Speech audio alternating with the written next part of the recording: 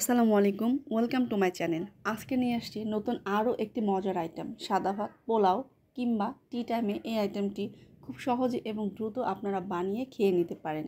শিখে নিতে চাইলে দেখতে হবে সম্পূর্ণ রান্নাটি। এখানে আমার লাগবে কাঁচকলা এবং কয়েক টুকরো মুরগির মাংস। এই তো আমি রান্নাটি শুরু করে দিয়েছি।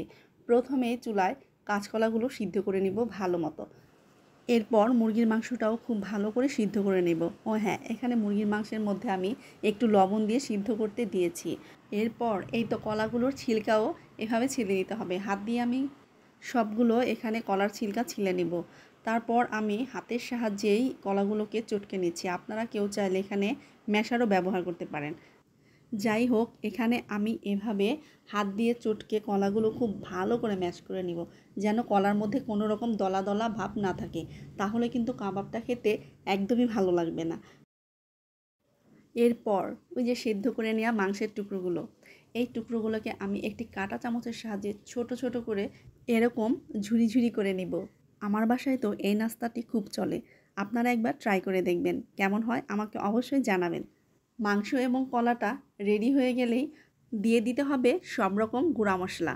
এই তো প্রথমেই দিয়ে দিব স্বাদ মতো লবণ এবং হাফ চা চামচ করে হলুদের গুঁড়া, মরিচের গুঁড়া এবং ধনিয়ার গুঁড়া, টেলে নেওয়া জিরার গুঁড়া হাফ চা চামচ এবং গরম মশলার গুঁড়াও দিব হাফ চা চামচ। এরপর 1 চা চামচ লেবুর রস দিয়ে দিব 5 থেকে 6টি কাঁচামরিচের কুচি, 3 থেকে 4টি বড় সাইজের পেঁয়াজ বেরেস্তা। তারপর হাত দিয়ে সব কিছুকে মেখে নিব। এখানে খুব আস্তে আস্তে খুব ভালো করে সব কিছুর সঙ্গে একদম মেখে নিতে হবে। তারপর এরকম গোল গোল শেপ করে একটি সাইডে সবগুলোকে আমি রেখে দিচ্ছি। এরপর আমার এখানে লাগছে ডিমটাকেও আমি এখানে খুব ভালো করে ফেটে নিচ্ছি। এরপর চুলায় একটি প্যান বসিয়ে দিয়েছি। দিয়ে দিব রান্নার রেগুলার তেল। তেলটা এখানে খুব ভালো করে আমি গরম করে নেব। তারপরে চুলার তাপটা মিডিয়াম লো হিটে দিয়ে একটি করে কাবাব নিয়ে ফেটে নেওয়া ডিমের মধ্যে এপিট ওপিট খুব ভালো করে চুবিয়ে গরম তেলে দিয়ে দিব। সবগুলো আমি ঠিক একইভাবে একই প্রসেসে ডিমের মধ্যে চুপ দিয়ে তেলের মধ্যে দিয়ে দিব।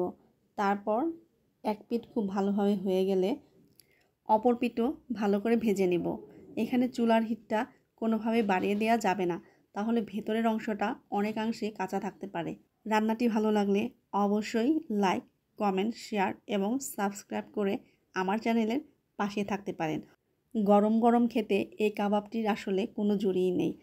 ভাজা শেষ হয়ে গেলে আমি কিন্তু সবগুলোই তুলে নিচ্ছি। কাবাবের ভেতরটা একদম জুসি এবং সফট হয়েছে। ঠিক এভাবে একবার বানিয়ে খাওয়ালে কিন্তু বারবার এটা বানানোর রিকোয়েস্ট আসতেই থাকবে। আজ তাহলে এ পর্যন্তই। আল্লাহ হাফেজ।